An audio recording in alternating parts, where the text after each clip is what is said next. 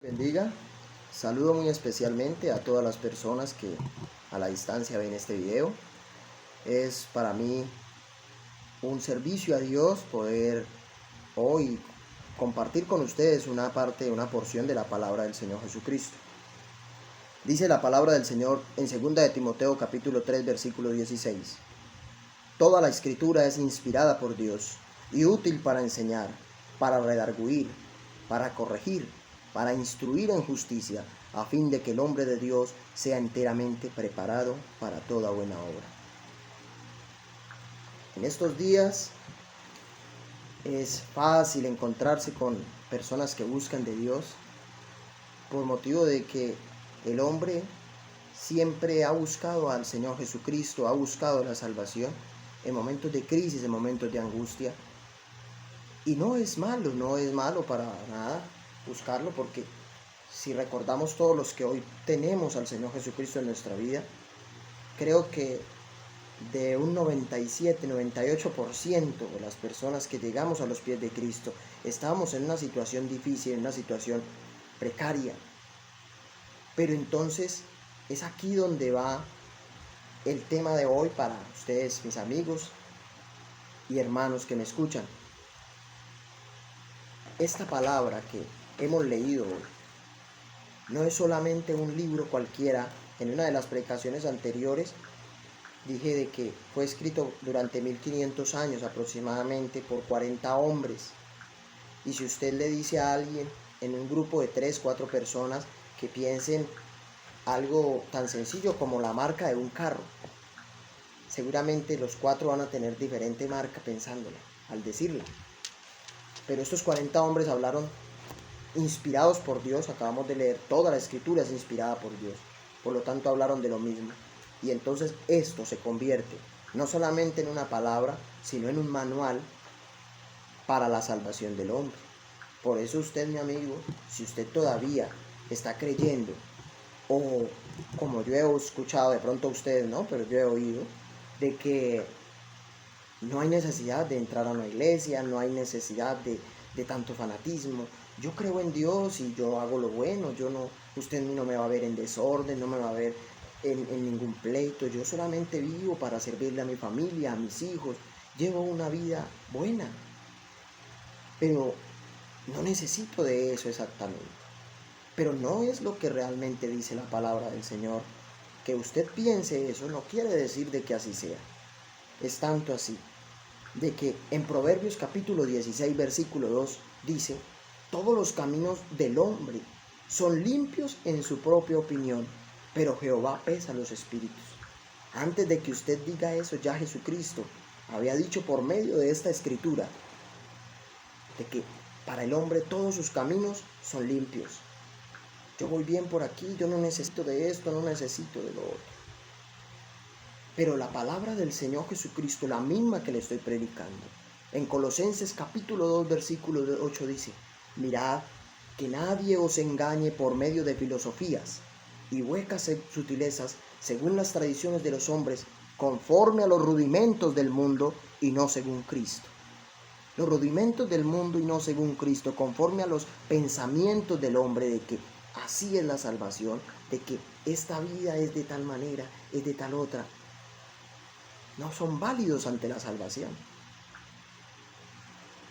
Porque el Señor, por medio de esta palabra, dejó un manual para que seamos guiados por un camino. Usted no puede presumir ser un ingeniero civil, e ir a una construcción y decir soy un ingeniero civil, sin antes mostrar y con pruebas contundentes de que usted es un ingeniero. Para ello tenés que ir a una universidad, para ello tenés que sacrificar 5 o 6 años de tu vida en una carrera universitaria, presentar una tesis. Y no es diferente con la palabra del Señor Jesucristo. No es diferente con el plan de salvación que Dios tiene preparado para el hombre. No podemos decir de que nos vamos a salvar por el solo hecho de comportarnos bien, por el solo hecho de que yo no hago lo malo, otros matan, otros roban, otros hacen muchísimas cosas malas y yo no las hago.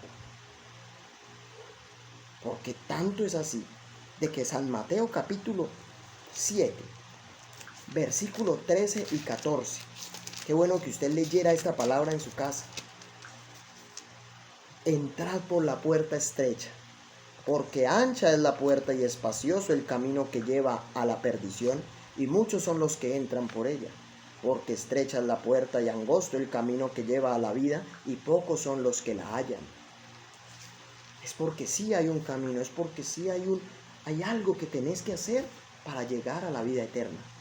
Entonces, ¿qué hace el hombre cuando siente esta incomodidad? Prefiere irse a las filosofías, a las huecas sutilezas, a los pensamientos del hombre de que más allá no pasa nada, de que simplemente morimos y ya. De que quién ha venido de allá para anunciarnos si hay algo bueno o algo malo. Que Dios nos ama a todos y por lo tanto ninguno va a perecer. Pues déjeme decirle, mi amigo, de que usted está muy equivocado. Y no lo digo yo, lo dice una palabra que es contundente, que fue inspirada por Dios. Y si usted hoy clama a Dios, déjeme decirle que mientras usted no conozca a Dios, no va a obtener respuesta. Mientras usted no busque a Dios como Él dejó en su manual que lo buscara, lastimosamente usted no va a poder ser salvo. Lo dice la Escritura. Entonces, esta palabra es difícil, es dura, porque ella dice que toda la Escritura es inspirada por Dios. ¿Para qué? Útil para enseñar, para redarguir. Quedémonos en esa palabra de enseñar. Enseñar. Eso es lo que estamos hoy en esta palabra. Hay que escudriñar. Escudriñar las Escrituras, porque en ellas os parece que hallaréis la vida eterna. Ella nos enseña cómo lograrlo. Y al escudriñarla, al leerla, nos redarguye. La Nueva Versión Internacional dice nos reprende. Nos hace sentir culpables de algo. Y ese algo es el pecado, que es lo que causa una división entre Dios y el hombre. Pero no se queda ahí, sino que nos corrige, nos muestra por qué camino debemos ir y corregir nuestra vida. El que ordena sus caminos le mostraré la salvación de Dios, dice la palabra de Dios en Salmos. Entonces, pregúntese hoy si la salvación que usted tiene, si la vida después de la muerte o la vida cristiana, el Dios al que usted busca y al que usted clama, realmente es así como se le clama. Dice en la palabra del Señor, en Salmo 101:6, mis ojos pondré en los fieles de la tierra para que estén conmigo. El que ande en el camino de la perfección, éste me servirá. Una vez más aparece un camino, una vez más aparece un plano, una vez más aparece que los métodos del hombre para llegar a ser salvo no son sino por medio de la palabra y el camino que él trazó. Pero ¿cuál es este camino? Mirad y preguntad por las sendas antiguas cuál es el verdadero camino. Y dice algo glorioso, algo hermoso, de que en Mateo capítulo 16, versículo 24, dice, entonces Jesús dijo a sus discípulos, si alguno quiere venir en pos de mí, niéguese a sí mismo, tome su cruz y sígame, porque todo el que quiere salvar su vida la perderá, y todo el que pierde su vida por causa de mí, la hallará. El hombre no quiere dejar sus comodidades. Si usted pregunta, no, más adelantico me convierto al Señor. Sí me gusta el Evangelio, me gustan las cosas de Dios, pero es que yo soy muy malo, a mí me gusta mucho la farra, me gusta mucho X o Y. Cada quien con su problema, cada quien con su concupiscencia. Y manejan el tiempo de su vida como propio. Pero no se dan cuenta de que aquí no se trata de ganar mi vida, de acomodar el Evangelio a mi vida, de acomodar la salvación, de que si yo vivo así voy a ser salvo. No, hay un camino y ese camino dice, yo soy el camino, la verdad y la vida, dice Jesucristo. Nadie viene al Padre si no es por mí. Él es el camino, mi amigo, el camino del Señor Jesucristo. Por eso Él dice, tome su cruz y sigue. Crucifíquese usted. Crucifíquese, tome la cruz, lleve la carga del Evangelio, que es el plan de Dios para salvación. Este Evangelio no es dar diezmos nada más. Este Evangelio no es lo que el mundo dice, de que para darle a un pastor, para dar un negocio de esto. El Evangelio de Jesucristo es más que lo que el maligno ha sembrado en nuestra vida o en sus vidas, para creer que es darle diezmos a alguien. El Evangelio es el poder de Dios, es el plan, es el método que Dios usa para llegar al hombre y salvarlo.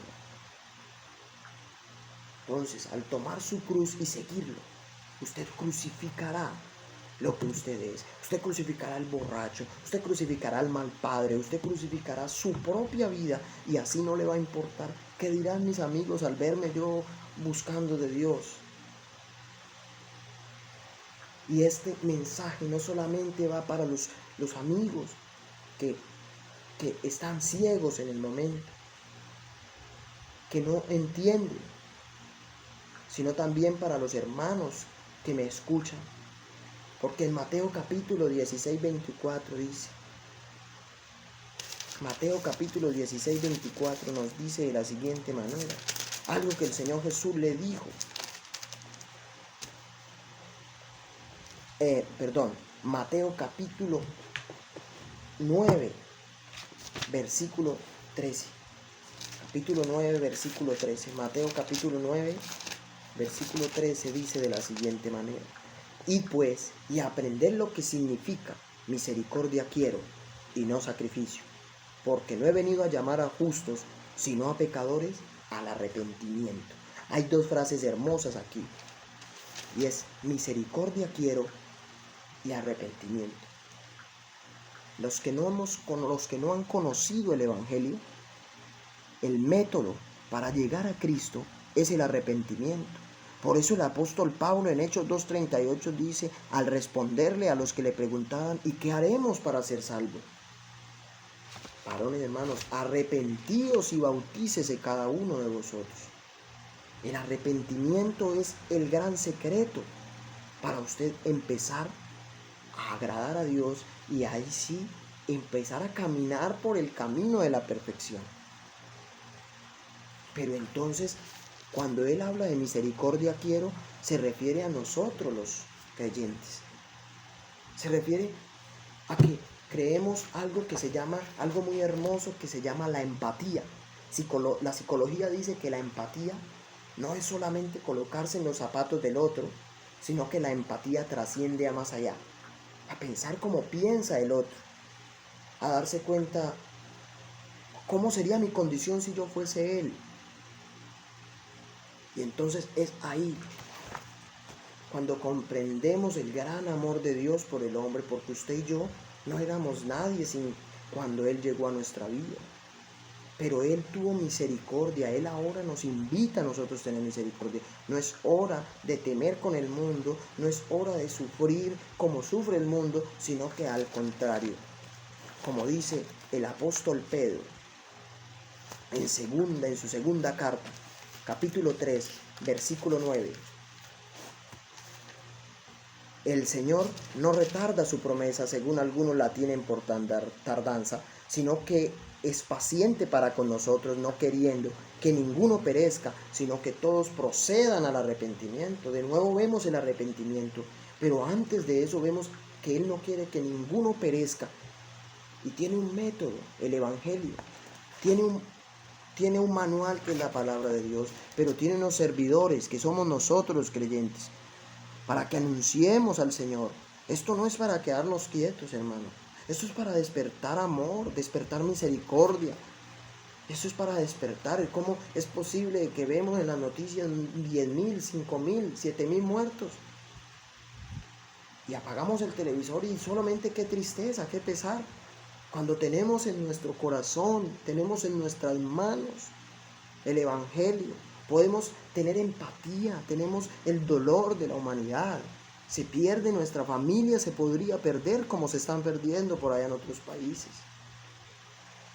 Es hora de despertar esa misericordia, es hora de darnos cuenta de que usted y yo no somos más porque hayamos sido más inteligentes, sino porque la misericordia de Dios llegó a nuestra vida. Esto, mi amigo, no quiere decir que los creyentes no tienen sufrimientos, de que de pronto no pasamos por pruebas o dificultades, que no vemos cómo de pronto la economía se va acabando y cómo también sentimos de que van a haber carencias y de que van a haber sufrimientos. No quiere decir que no pasemos por eso, pero queremos, por medio de anunciar el Evangelio, hacerles entender a ustedes, mis queridos oyentes, lo que el apóstol Pablo le escribe en Corintios, capítulo 4, versículo 7, a los hermanos. Pero tenemos este tesoro en vasos de barro, en este vaso de barro, en este cuerpo, para que la excelencia del poder de Dios sea de Dios y no de nosotros, que estamos atribulados en todo, mas no angustiados, en apuros, mas no desesperados, perseguidos, mas no desamparados, derribados, pero no destruidos, llevando en el cuerpo siempre por todas partes la muerte de Jesús, para que también la vida de Jesús se manifieste en nuestros cuerpos. Hemos pasado por situaciones difíciles, pasamos por momentos duros, pero tenemos al Señor Jesucristo en nuestra vida, quien hizo morir todo lo malo de nosotros, y ahora Él vive. Ahora vive ese gozo de la salvación. Ahora vive una esperanza, no la esperanza de que esto pase y volvamos a nuestra vida cotidiana, sino de que si morimos, viviremos para Él. Y si vivimos, para Él seguimos viviendo. Porque el Evangelio, como lo dije anteriormente y lo dice la palabra, es el poder de Dios para salvación.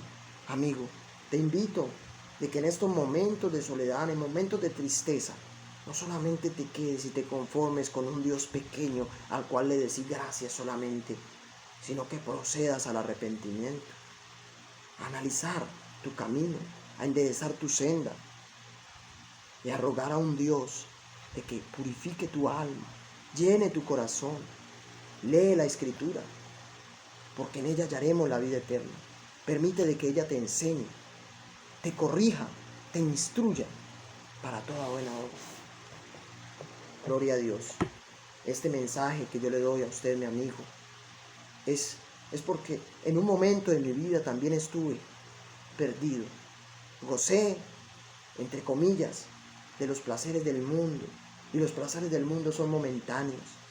Los placeres del mundo lo hacen creer a uno que uno está bien. Pero nos estamos perdiendo de un gozo. Estamos perdiendo de una vida realmente buena. Estamos perdiendo nuestra esperanza de salvación. Pídele a Dios por ti y por tu familia, mi hermano. No te canses de clamar a Dios. Porque clama a mí, yo te responderé y te enseñaré cosas grandes y ocultas que tú no conoces. Sírvele al Señor. Ama a los seres humanos. Olvida todo rencor, olvida todo odio. Arranca todo eso que no te permite ser un templo para el Señor y esperar su venida. Él no retarda su llegada. Aunque la tengamos por tardanza, Él viene por una iglesia, pero viene por una iglesia santa y sin mancha. Acudamos al Señor Jesucristo para que Él deposite en nosotros pasión por las almas, haga nacer en nosotros empatía, porque nosotros tenemos un tesoro. ¿Y cómo guardaremos este tesoro si el mundo lo necesita? Dios les bendiga.